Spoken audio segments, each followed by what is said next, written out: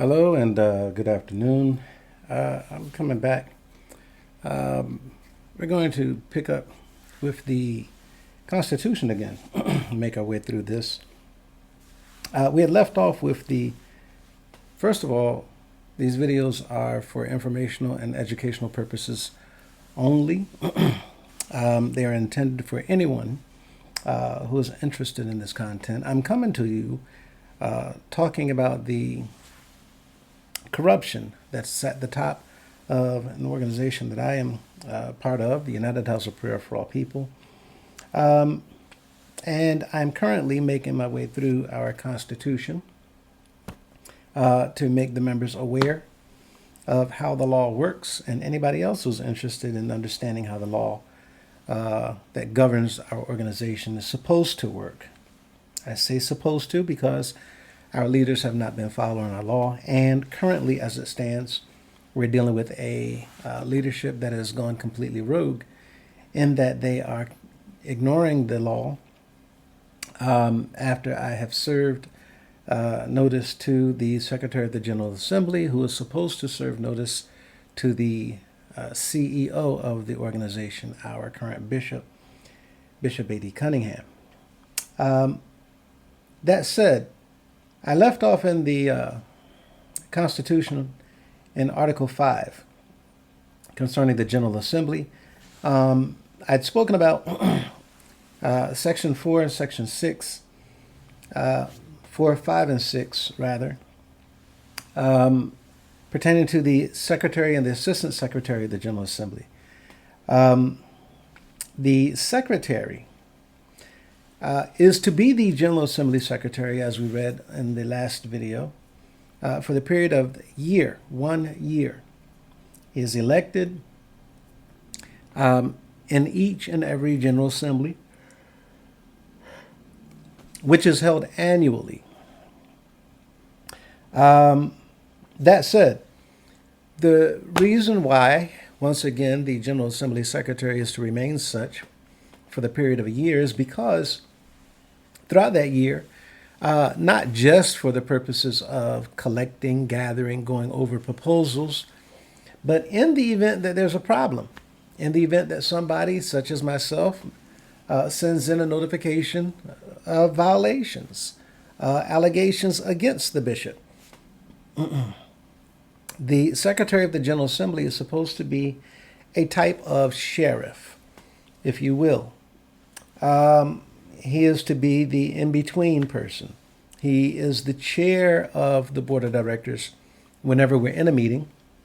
And when we're not in a meeting, he is the sheriff in the event that he serves notice to the bishop whenever there's an allegation or accusation against him.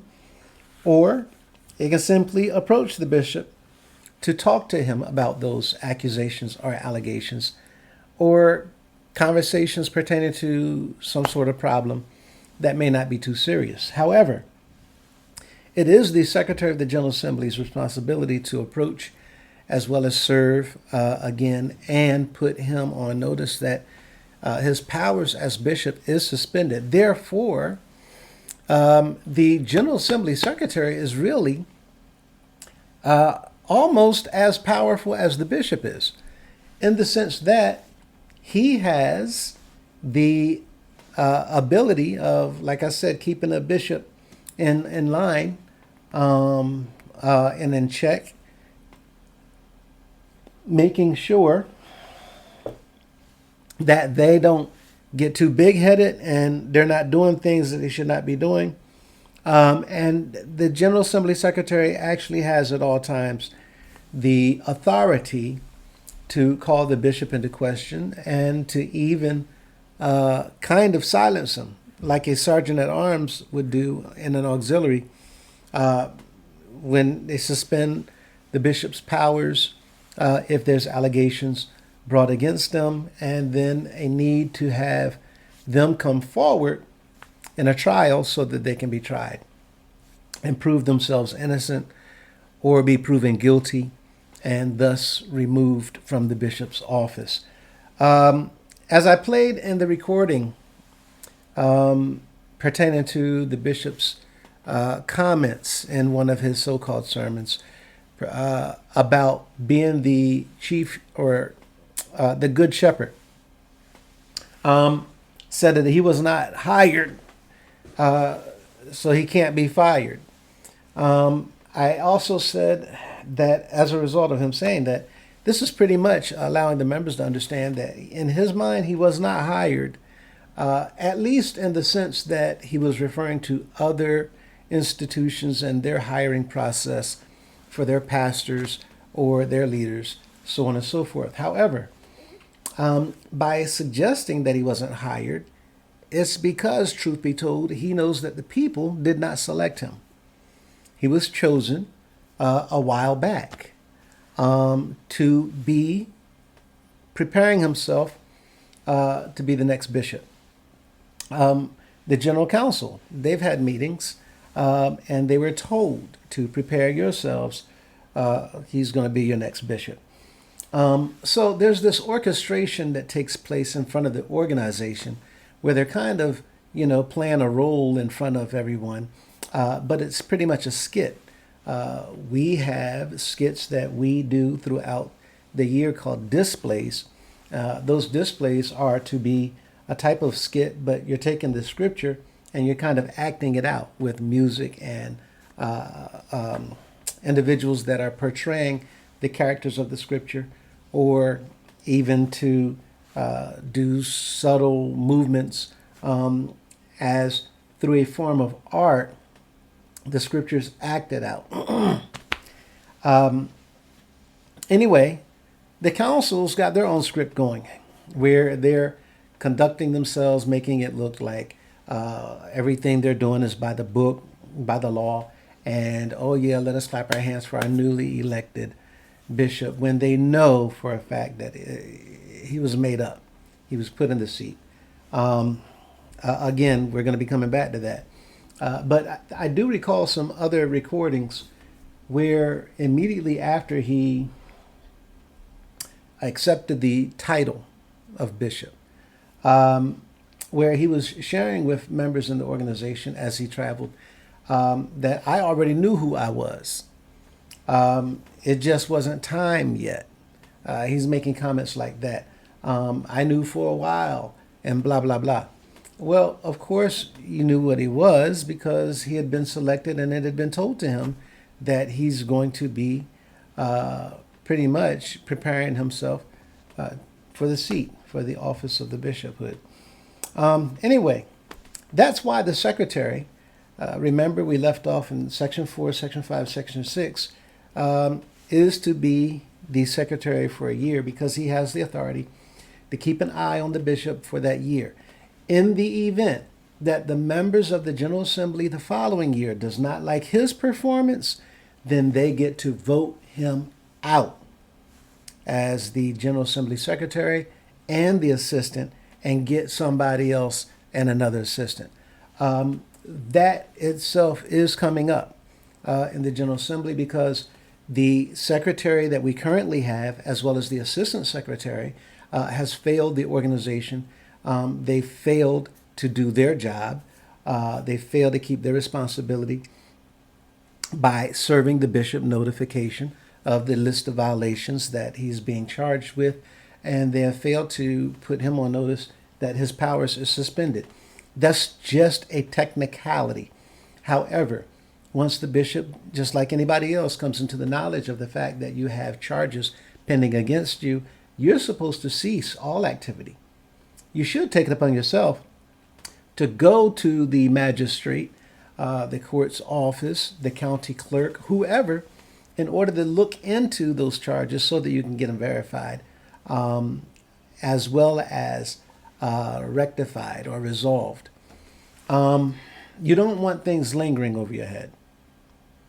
Not only is it a problem right now, but the bishop is acting not only as if nothing has affected him, but that he still has his powers. Therefore, he's doing all this traveling, and he's still collecting funds. He's still sitting up where the bishop sits. He's still utilizing the title of bishop. He's still making decisions. He's still utilizing the accounts as well. So he has completely ignored the rules of the organization. That said, we will be coming back to you as soon as I have some other information to present. I don't want to speak too soon. However, stand by because I will be presenting new information and what it is that's going to be taking place as a result of his negligence and the result of the Secretary of the General Assembly and his assistant, their negligence, as well as we get ready and prepare for the upcoming General Assembly. It may still be Memorial Day weekend. It may not. However, as soon as I know, you will know. Regarding anything else, same thing. You will know when I know. We've read Section 4, Section 5. Section 4 is the Secretary and the Assistant. General Assembly Secretary is elected by the General Assembly, not the Council. There is no Council during the General Assembly. Also, the date and the place of the annual General Assembly shall be determined by the bishop.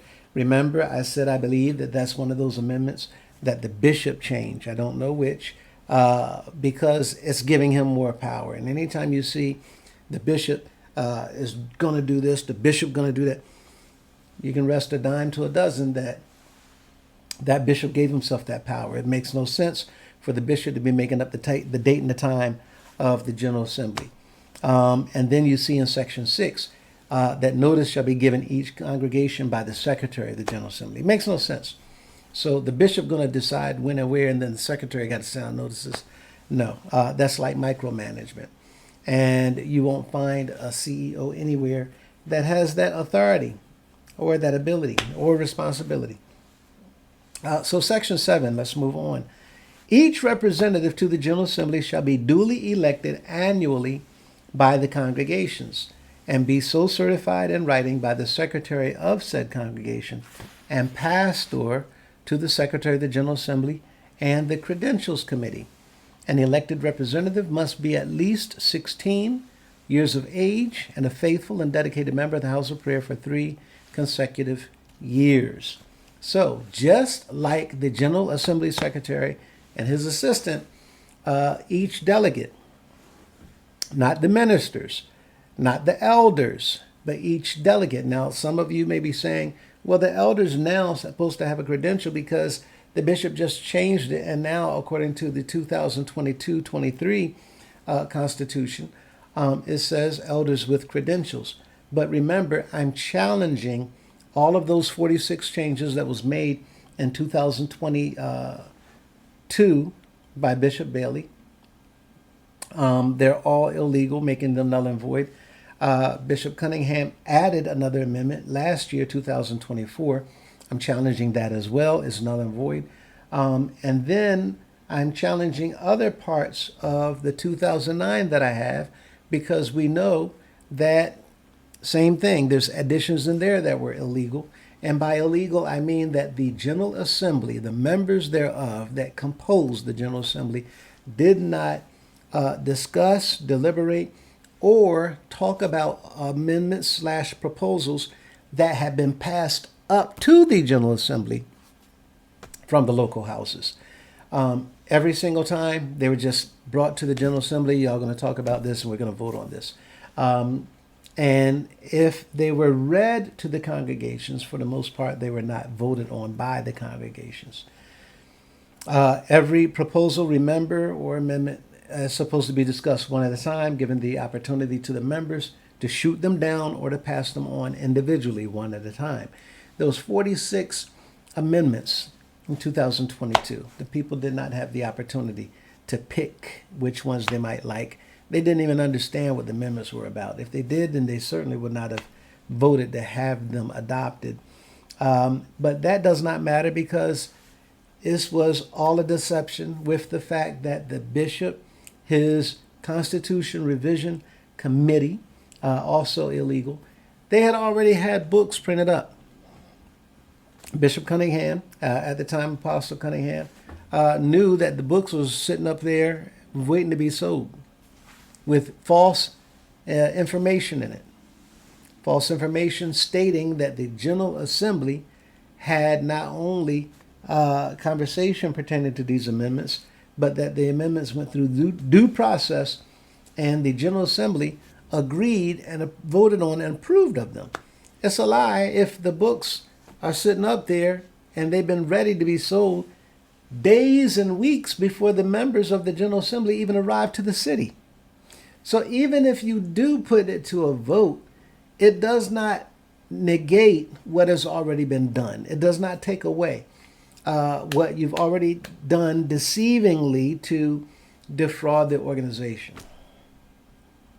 So a lot of these amendments are going to be challenged. And this is why I say that the section pertaining to elders must have a credential to enter. You all can begin to ignore that because that was one of the changes that was made by Bishop Bailey. So just like the secretary and the assistant are elected every single year, the delegates are elected every single year. And if the members don't like how the delegates performed that year prior, then you can elect somebody else. This is what makes all of this fair. To have the people vote, to have the people have discussions, to put decisions in their hands to make. Not for a handful of people up top. We gonna do this, we gonna do that. Some decisions belong to the people. And that is why it's coming up. Almost coming up. I was about to talk about senior minister, but that's coming up. But the delegates to the General Assembly, it says, must be at least 16 years old, 16 or older. If they're 16, they can be nominated and elected, as well as their faithful and dedicated members. And they've been members for a minimum of 3 years. Faithful and dedicated simply means that the members think that they're faithful and dedicated. It doesn't mean a definition that the pastor is going to give or a councilman is going to give. Well, no, they need to see that. No. If the members see that they're faithful and dedicated, then nominate and elect them. And that's all that needs to happen. Section 8, the Credentials Committee shall be appointed by the bishop at least 30 days prior to the meeting date, and said committee shall resolve all questions involving the certification of representatives. That too, I suspect, has been added by the bishop. Again, it doesn't make any sense that the bishop would do something so trivial, that he's going to literally appoint a credentials committee 30 days prior to the it just makes no sense whatsoever. This is something also that the General Assembly Secretary is supposed to do. So not only is the bishop taken from the people, but one of the people is the Secretary of the General Assembly. He's robbing them too of powers. And the assistant, who in the event that the General Assembly Secretary is not there, then they take over and they carry on. However, this is why, once again, the bishop should not be involved in any of this, because quite frankly, he's only attending the General Assembly so that he can offer any information that the General Assembly, the board of directors, they might have questions. They may be evaluating his performance as the leader of the organization. The point of the matter is he does not tell them what to do. I want to put this up as well. This is the next page. Each page of the law I'm going to be showing you so that you can freeze frame and do what you will. But you can read along and keep up. 3 years. Section 9. Oh, that Credentials Committee. By the bishop taking that power to himself, I believe that he took that power to himself so that he can pick people who's going to be loyal and dedicated to him, and then use those people to try to find fault or a problem at the door when checking somebody in to allow them to come in. Everyone that wants to come in cannot come in. Your name has to be on the protocol list. And quite frankly, no one is going to get in if you're not a delegate, if you're not a minister, if you're not an elder.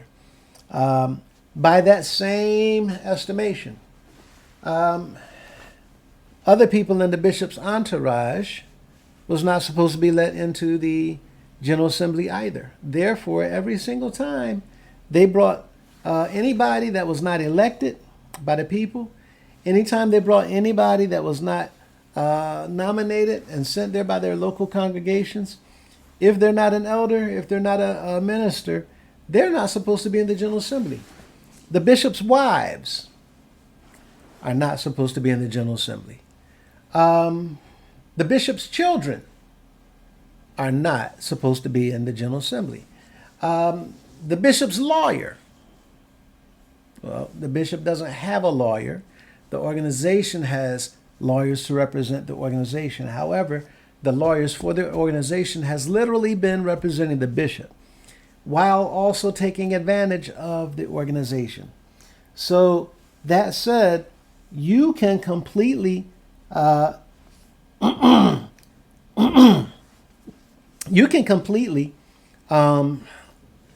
take away from all of these things that the bishop has deceived, manipulated, and kept all kinds of people in the organization in the dark.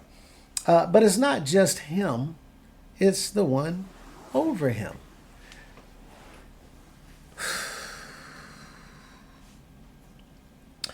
I'm going to touch on that too after the Constitution, when we talk about Cunningham, Bishop Cunningham being put into the seat. Section 9. The General Assembly wait. Just to give you an idea. I don't want to do this now while I go over the Constitution, but just to give you an idea. That was Article 5, Section 8. Article 5, Section 8. This is 2022 Constitution. This is 2009 Constitution. Okay? But I'm going to show you how this works. I'm going to show you how the bishop and the council has been robbing the organization of powers right up underneath the people's noses, and the people not knowing nothing about it. But I just read Article 5, Section 8 that says, the Credential Committee shall be appointed by the bishop. Appointed by the bishop, again, so that he can pick people who's going to be loyal to him and then put them on the Credential Committee, because those are the ones that's going to answer questions, right, pertaining to a person's credentials, which allows them admission into the General Assembly or not.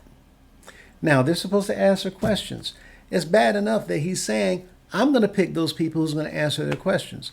No, it doesn't work that way. You're not supposed to pick anybody. However, that's in here, because one of the bishops stuck that in there. Okay. Now listen to what the new Constitution says under Bishop Bailey that I'm also challenging. Article 5. Let's go down to Section 8. Section 8, Credentials Committee. Okay.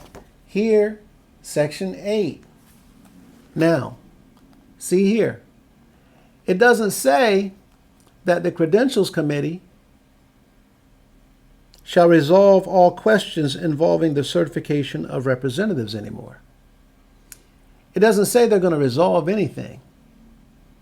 Instead, what it says now is the Credentials Committee shall be appointed by the bishop at least 30 days prior to the meeting date in said committee, and said committee shall have the authority to reject the certification of representatives based on the criteria set forth herein. Based on the criteria, they now have the authority to reject people's certification. And you see the little note that I made. It says, he just gave the Credentials Committee more power. Instead of resolving people's questions, they actually now, if we had not caught this, would have the authority to keep you out of the General Assembly.